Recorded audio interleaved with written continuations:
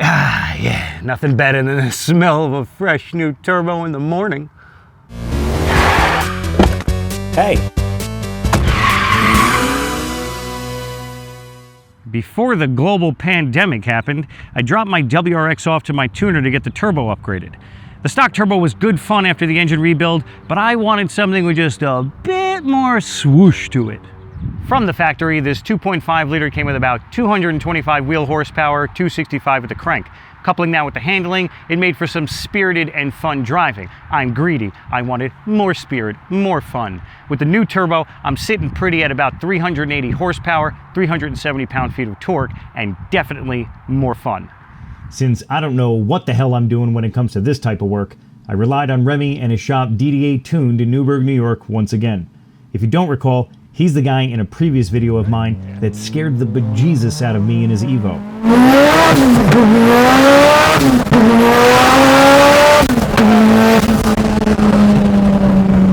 He's clearly the guy you want to call when you want to go faster. To accomplish this install, a good amount of additional parts were needed. These included a Grimmspeed up pipe, TiAL external wastegate, an adapter for the Grimmspeed top-mounted intercooler, Omni 4-bar map sensor, Company 23 electric boost controller, and of course, the turbo. The parts list has been placed in this description for anyone interested.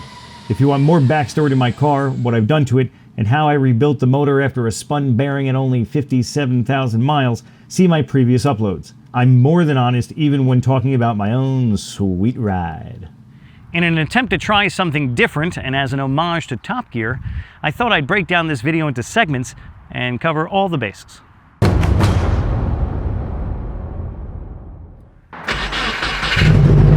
Of course not. Spending this much money to do some upgrades is never practical.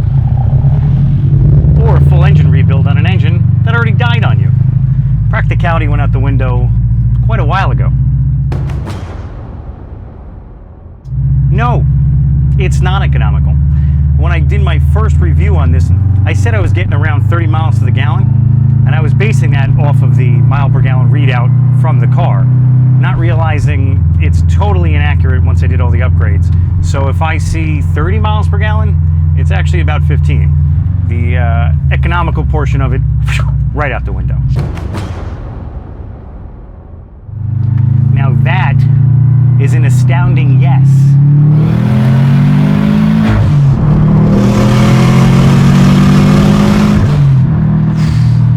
Listen to that, huh? Before it was all blow-off valve. Now it's all wastegate. Police reported ahead. Thank you very much. This is the Force Performance Blue. Before I went here, I had a Bloush for a little bit. Now, I did get 400 wheel horsepower, but at what cost? I can drag the car maybe, but that was about it. I mean, it was fun, but you had to find the fun. It was such a big turbo, the turbo lag was immense. I wouldn't spool up to about 5,000 RPMs. Now, around 4,000, I'm hitting max boost. I mean, this thing is boosting so quick, and it's staying there all the way to 7,000 RPMs. If I bring this thing back down to about 60, 60 is the sweet spot, I tell you. Nice little downshift into third. This is right where the fun begins. 4,000 RPMs, 25 pounds of boost immediately. And I will not tell you my speed right now. It makes me laugh. I'm getting used to it now, but for the first 2 weeks, I was cracking up every single time I hit the gas. So I went with the Hawk HPS pads and rotors. Way more money than I thought they would cost. Still dramatically less than Brembo's, but I didn't think performance brake pads and rotors would cost that much. All in all though, totally worth it. Stopping power is immense, especially compared to before. I couldn't even stop. So I'm a cautious driver. I just gave myself more and more distance. Once you get new brakes, you're like, I almost died every day. It's amazing. For $2,000 or so for maybe 60 horsepower, it's stupid to say the least. However, the entire drive is different because it's not just 60 horsepower, it's how the power curve comes on.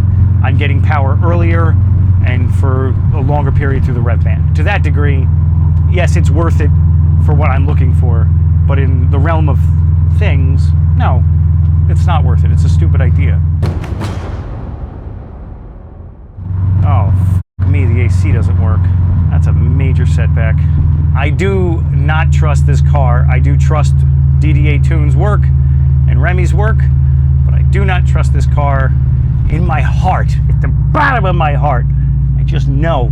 I can't 100% trust this car. I mean, also the way I'm driving it sometimes, just the way I'm hitting wide open throttle so often. If I get this thing to 150,000 miles, that would tell me I did all right. You always make green lights with this car now. I can't say I would really ever do this again. I think I would more so buy a build car than buy a car and then spend the excess on trying to get it fast. It's so hard for me to justify. But let somebody else do all the work, make sure it's good work, and then buy their car. That's more practical. Down the line, it's definitely just going to be suspension. I mean, I'm dealing with a glass transmission. I can't launch it, so why did I do all this work if I can't launch it? I may do a transmission, but I was quoted like $6,000. I'm sorry, man. I gotta win some money before I try to do that. I'm trying to buy a house, man. Come on. There's a gentleman on Instagram who put a 2JZ motor in his. I hate him because it's so cool, but the guy's a brilliant mind if you want to do something as crazy as that. I gotta mention my buddy Gold Digger Subi. He's got the sickest wide body Subaru, and even the engine bay glows in the dark. Doesn't get much crazier than that. I guess it does. The Panda WRX that did the GTR motor, I mean, that's crazy, but I never really, I've seen the guy floor it like twice, and that kind of, it's a show car, I get it, but, you know, drive it. There's a lot more people out than I think should be out right now. It's called quarantine. I guess you can argue that I shouldn't be on the road either, but I mean, you're not wrong. But I'm not out. I'm in a car. My car. It's clean.